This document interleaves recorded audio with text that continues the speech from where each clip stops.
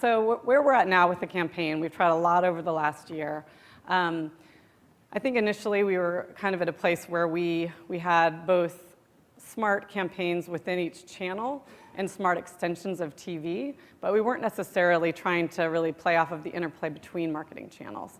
So a simple example of this with our TV spots, we'd air them on TV, we'd simultaneously post them on our YouTube channel, start running distribution against them, but we weren't really cultivating a community or interplay between those.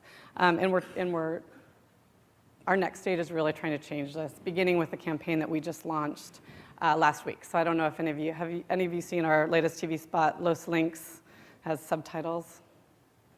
Okay, so it just launched last week, but it's a fun commercial. It's a take on a telenovela. A man loses his wife to a Bing laptop-wielding foe, while the main guy is using Google. So look for that. But what we've taken is, we call it Los Links Uno, because it's the first installment. That just launched on TV last week. We'll be launching a digital-only version of that, Los Links Dos, in another week and a half or so. And then through both of the TV and digital, we're driving people back into our YouTube channel to experience that, see more of the stories. We have longer cut versions of these stories. We actually skinned our whole YouTube page with these characters. So we're having a lot of fun now with looking at taking the campaign to that next level. And before I wrap up, I wanted to share one of the extended 60 seconds Los Links Uno spots with you that's got a special little twist in it. I don't think I even know that song.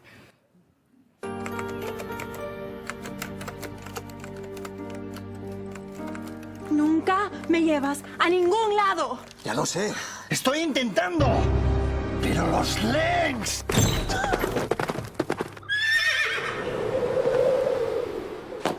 Filomena, yo tengo Bing. ¿Bing? Bing. Bing.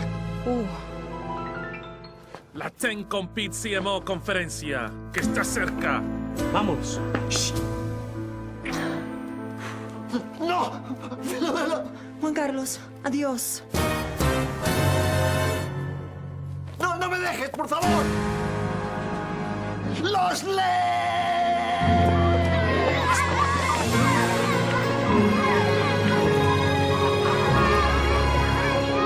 Stop searching, start deciding with Bing, the decision engine from Microsoft.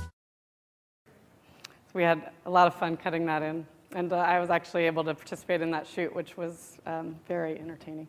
One of the highlights of my career so far, I think. So in summary, I think we got ourselves back on track on time here.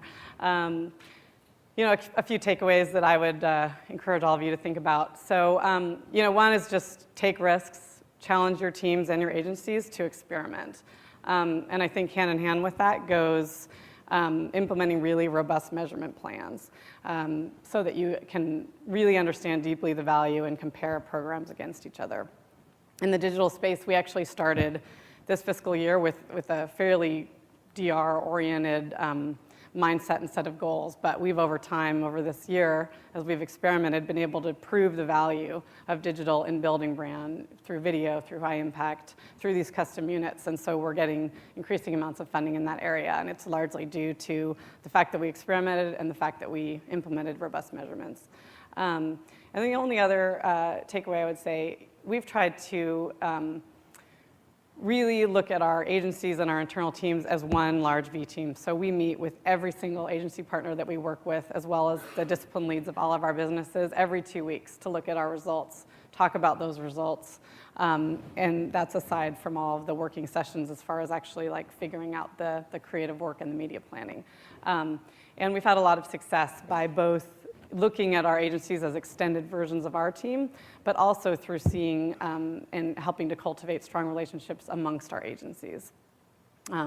So that's it. Thank you for your time. And thank you for all of your support helping us to build Bing. Thank you. Thank you, Kirsten. Great job. The question was, did we face challenges with Google by building our YouTube channel? No, we're actually one of the largest advertisers on Google. A whole set of people on my team spend a lot of their time with the Google team, which is sort of mind-bending a little bit. But no, they have a dedicated Microsoft team, and they spend money with us, we spend money with them. So I think they've been a great partner.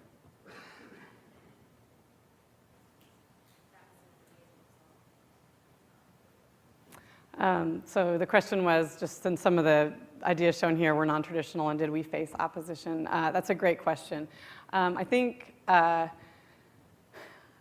there's two things that contributed to enabling us to do that. So one, I think we started off in a place where we were looking at things much more traditionally, but as we saw success and as we tried to do some smaller risk-taking and prove that those worked, we sort of started building a lot of support for increasing our investments. So starting in like 3 months after launch, in the digital team, we dedicated 5 to 10% of our monthly budget to purely testing. So we basically ring-fenced that money and said, we can meet our goals without that. If it does nothing, then we'll be fine, but let's just try different things.